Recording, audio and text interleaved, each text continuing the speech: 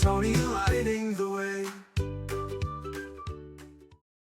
It's Froggy Friday and welcome back in collaboration with the Froggy Friday crew and Georgie's Gorgeous Gifts.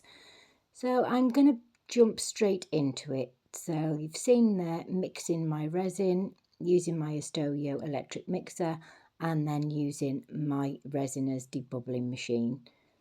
I absolutely love it and it's been used a fair few times for these frogs. So I've got the frog and I'm just pouring in a bottom layer. Now I like to find that when I'm doing these frogs, you could potentially just pop the items in either with a smaller layer of resin, uncured, or without any resin at all. But I find if you pop a layer of resin up to about the bottom of his legs, then it gives the piece more depth. Even though I've popped it in my debubbling machine, I often find that when using completely clear resin, the end of the cup seems to have a few bubbles in. That's where you're going to get the bubbles. So I don't like to use the bottom bit of the cup. If anything, I add colour to it and then add it into a different mould. So I'm popping it into my curing machine for about an hour. And it's at that stage where it's practically cured, but you can sort of embed stuff into it. These are little tiny glass leaves, I think you would call them, from Shein. I am a Shein affiliate, so if you order from the link, I do get a small commission and you get a discount yourself. But yeah, there's loads of little things on places like Shein and Temu like this, inclusions for resin. In all fairness, I initially bought these because I'd purchased some wooden coasters that I wanted to pop some mosaic tiles on. They would be perfect for my coasters until they arrived. But as with most things on that site, I got the size completely wrong. At that point, I knew they needed to go into one of these frogs. So as you can see, they are quite small and I'm trying not to get any gaps in them, but also not getting any fingerprints in the 99% cured resin. I am embedding them just ever so slightly. As you can see here, I'm getting right up into all the legs, trying my best not to damage any of the resin underneath or to scratch the mould. And I knew that if I got any fingerprints in this, you would be able to see it from the other side because the clarity in that resin is crystal clear, not one bubble.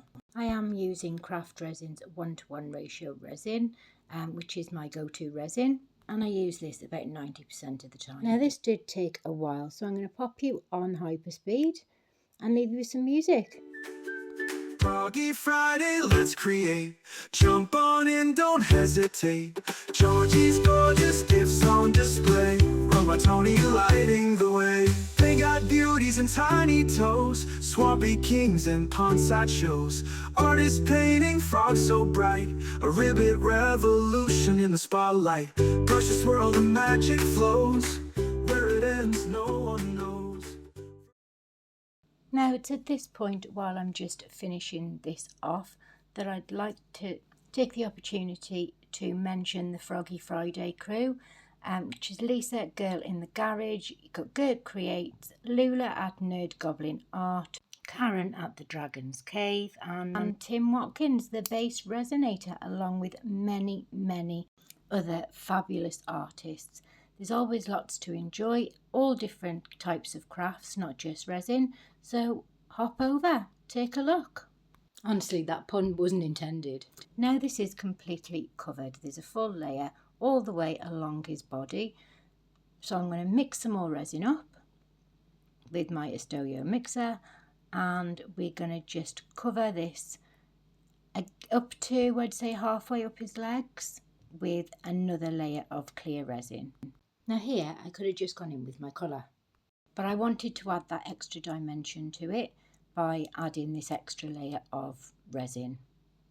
Because I don't want to get any bubbles underneath the chin or anywhere else, I'm pouring a little bit of resin in and then just running it all the way along the bottom, completely coating this.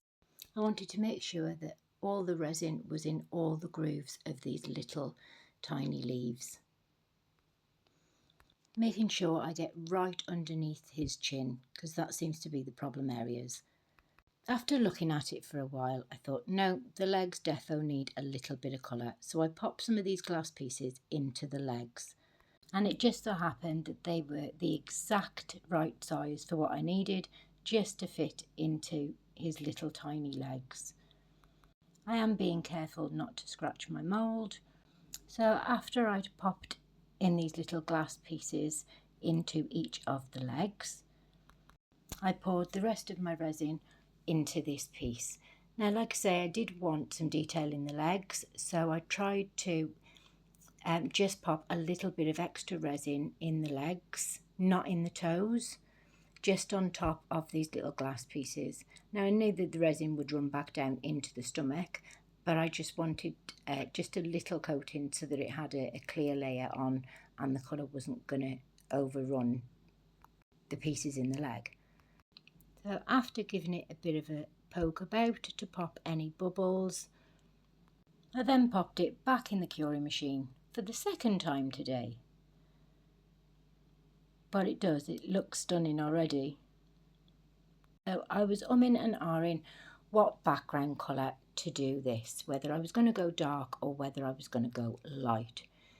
So after popping it in my curing machine, I mixed more resin up yet again, and we're now going for the last layer. So for this, I am adding a little bit of white pigment paste from Just For You Online.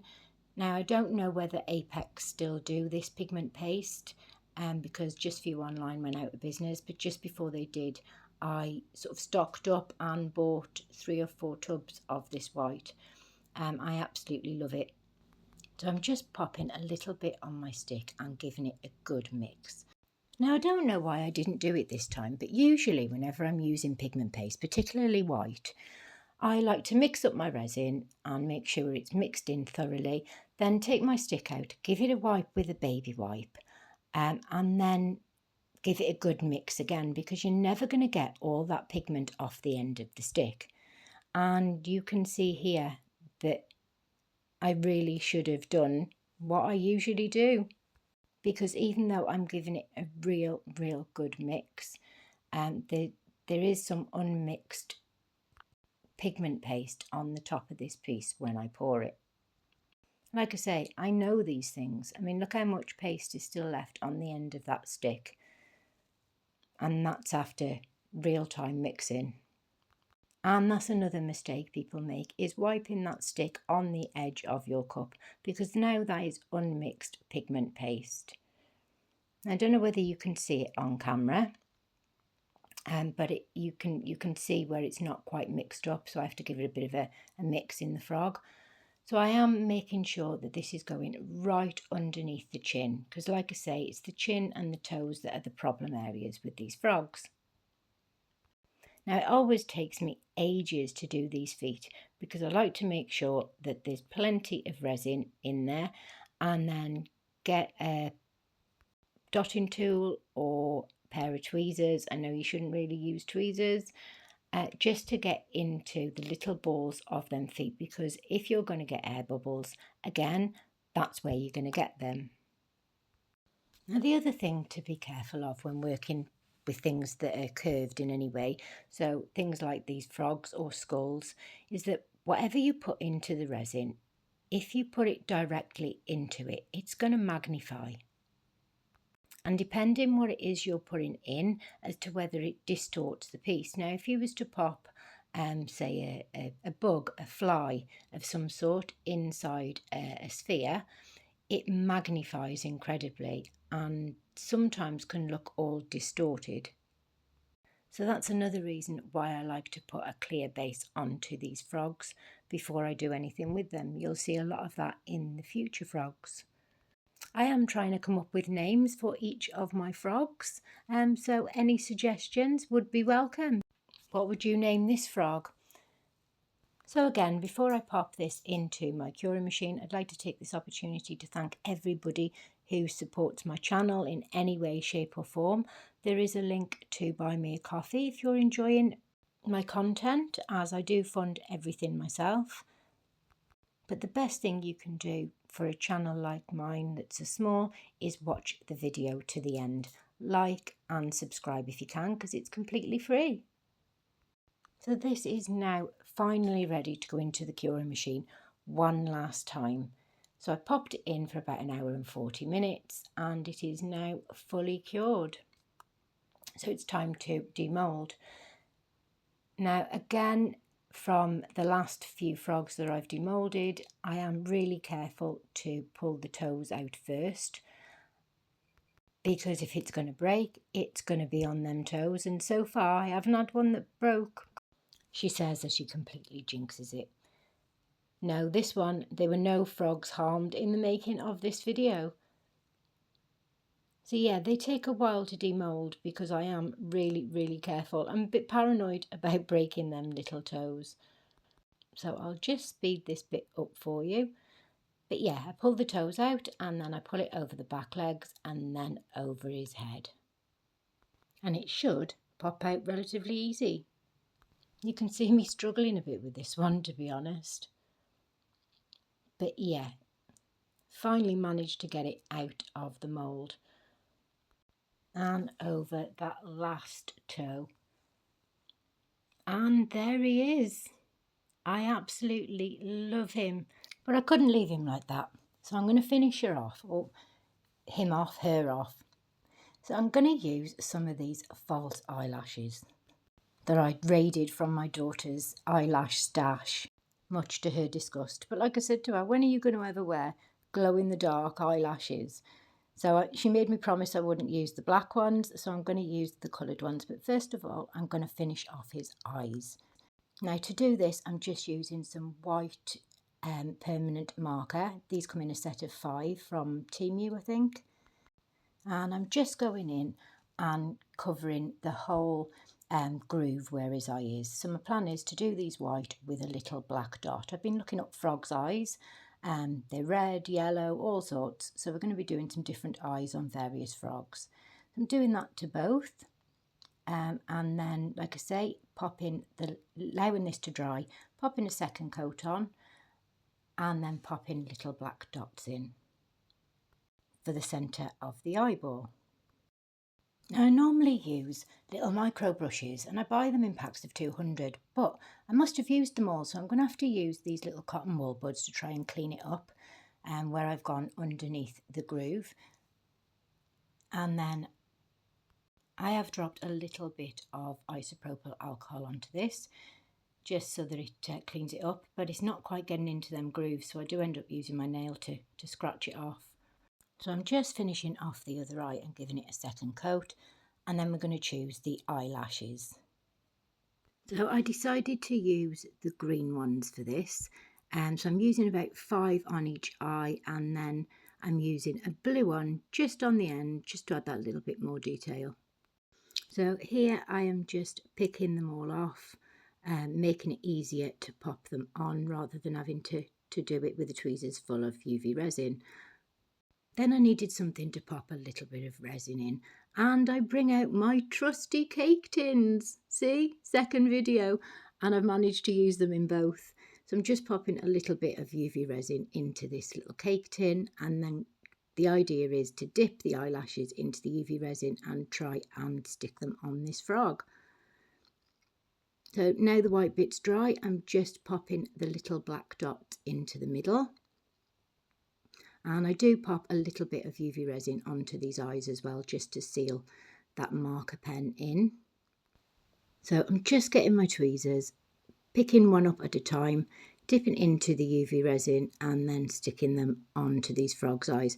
This wasn't as easy as it looked, trust, because yeah, the one eye ended up lovely, the other eye ended up rock hard because there was just way too much resin on them.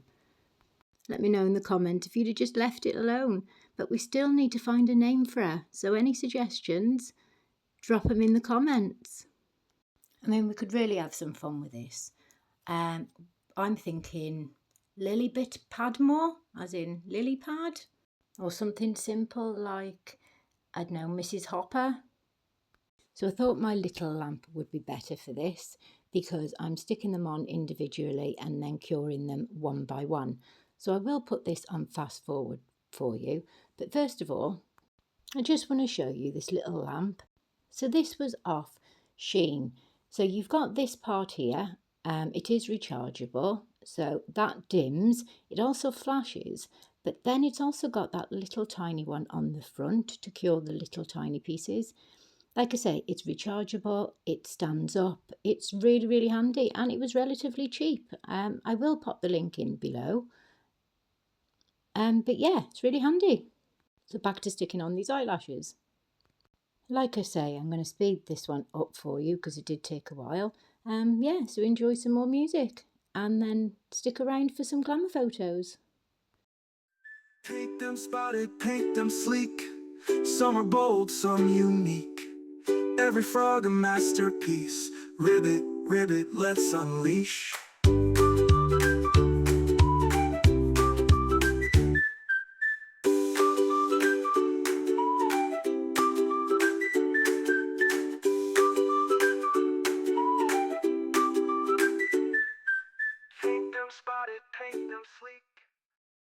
So while I was doing this, I did notice there was a few bubbles underneath the chin area.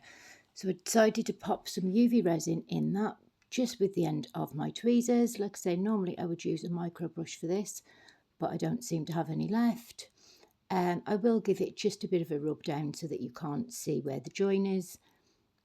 But yeah, it's where the first and the second layer seem to have met is where the bubbles are, which is something that I really need to be aware of between the first and second layers in the future. So after I'd finished sticking on all the eyelashes, I popped it under my bigger UV lamp to fully cure. So she's now finished. I'm going to leave you with some glamour shots. Let me know what you think. I've been Tony from Georgiesgorgeousgifts. Stay safe, happy crafting, and bye for now. Hit that subscribe, hit that like. Let's craft the day and light the night. Georgie's Gorgeous Gifts run by Tony, it's true. We're making magic just for you.